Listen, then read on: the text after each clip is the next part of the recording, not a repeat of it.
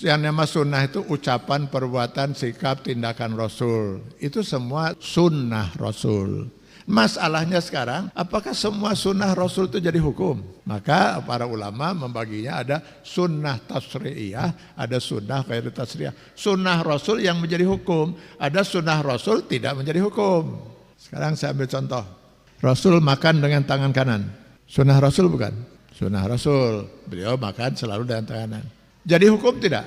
Jadi hukum. Kenapa? Ada hadis Rasul, hanya setan yang makan dengan tangan kirinya. Oh, jadi hukum itu. Sunnah Rasul jadi hukum karena ada pernyataan Rasul, hanya setan yang makan dengan tangan kiri.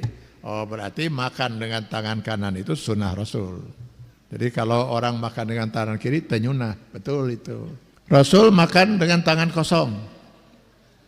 Di piring tidak, ada tempayan besar bareng-bareng dengan keluarga atau dengan para sahabat makan itu. Habis makan dijilatin. Sunnah Rasul? Sunnah Rasul kan, ucapan perbuatan. Jadi hukum tidak? Tidak. Tidak ada hadis Rasul mengatakan hanya iblis yang makan pakai sendok dan garpu. Nggak ada. Jadi bolehkah kita makan pakai sendok garpu? Boleh.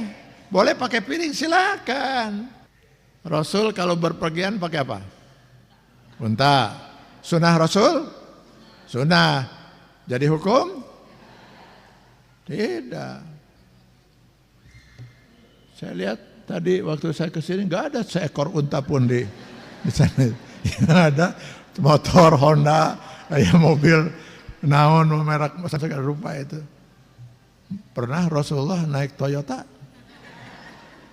Bid'ah.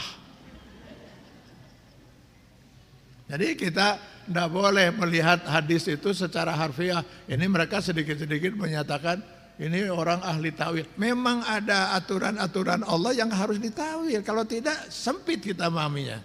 Salah kita memahami hadis itu. Ambil lagi contoh yang lain.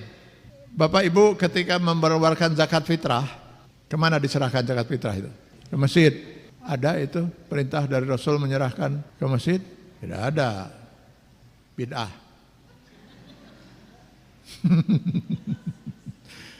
Ibu menyerahkan apa? Uang. Beras, bid'ah.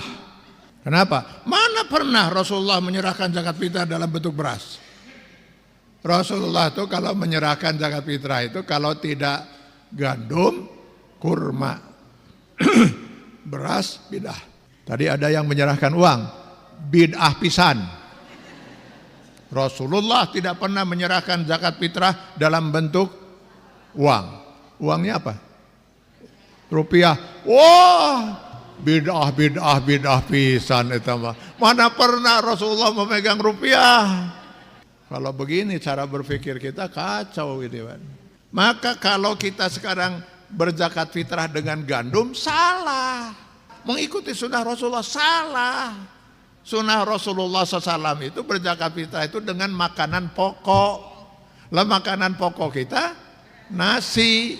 Maka kita beras zakat fitrahnya bukan gandum, bukan korma. Jadi kita harus memahaminya seperti itu ya. Jadi ada sunnah tasri'iyah, ada sunnah itu saja. Tidak semua ucapan, perbuatan, sikap Nabi itu menjadi hukum gitu ya. Jadi jangan nanti ini tidak nyunah, ini bid'ah dan seterusnya. Terakhir sekali saya ingin menyampaikan dalam masalah yang sudah qat'i kata istilah hukumnya itu sudah pasti jelas. Nasnya jelas dalam Al-Quran, tidak multitafsir. Atau dalam hadis, tidak lagi mengundang tafsir. Sudah pasti, ambil contoh, sholat 5 waktu, sudah pasti. Subuh 2 rakaat, maghrib 3, zuhur 4, asar 4, isya 4. Gak boleh ada seorang bisa merubah itu. Kita kalau ada yang sampai, saya yakin maghrib bisa 5 rakaat. Nah itu baru kita masalahkan itu. Bid'ah ini orang ini, tidak nyunah orang ini. Nah itu baru.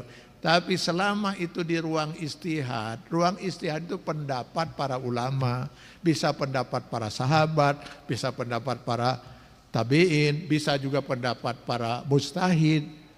Yang 4 itu yang terkenal itu Syafi'i, Hambali. Ini tidak bisa ada orang mengklaim pendapatnya yang paling benar. Karena itu pendapat. Yang namanya pendapat mungkin benar, mungkin salah. Tapi Rasul sudah menjamin kalau benar dapat pahala 2, kalau betul dia beristihad, mustahid. Kalau salah pun dia dapat pahala 1, aman kita, Pak. Begitu luar biasa Islam sudah membuat aturan supaya kita jangan mempermasalahkan yang bukan masalah dan menimbulkan perpecahan di antara kita. Mudah-mudahan ke depan kita bisa saling menghormati dalam ruang istihad, sekali lagi ya, dalam ruang pendapat. Saya termasuk yang tidak bisa mentolerir aliran-aliran sesat, Pak. Kalau sudah sesat kata Al-Quran, sesat itu nggak bisa lagi, harus hitam putih. Tapi kalau masih di ruang istihad, mari kita saling menghormati. Bapak Ibu percayalah pada saya, Pak. Mudah-mudahan bisa percaya gitu ya. Saya tidak mewakili mazhab tertentu. Saya bukan mewakili ormas Islam tertentu. Saya bukan orang NU, saya bukan orang Muhammadiyah, saya bukan orang Persis, saya bukan orang Wahabi, saya bukan orang Salafi, dan saya hormat kepada semua itu.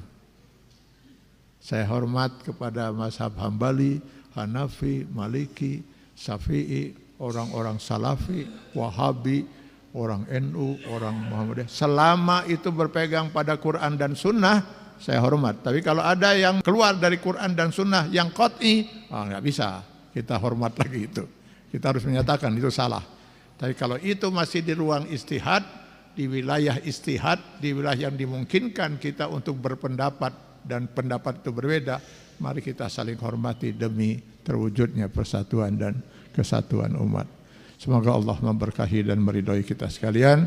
Billahi taufiq wal hidayah. Wassalamualaikum warahmatullahi wabarakatuh.